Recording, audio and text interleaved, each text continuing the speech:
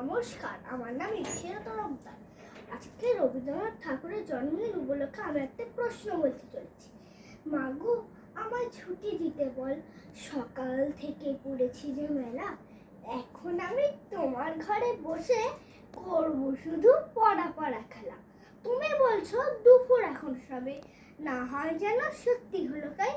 একদিনে কি দুপুরবেলা হলে বিকেল হলো মনে করতে নাই? আমি তো বেশ ভাবতে পারি মনে। সূর্যি ডুবে গেছে মাঠের শেষে, পাদ্দি বুড়ি চুবড়ি ভরে নিয়ে শাক তুলেছে পুকুর ধারে এসে। আধার হলো মাদার গাছের তলা, কালি হয়ে এলো দিঘির জল। হাটের থেকে সবাই এলো ফিরে, মাঠের থেকে এলো চাষি দল। মনে করো না উঠলো সাজের তারা, মনে করো না সন্ধে হলো যেন।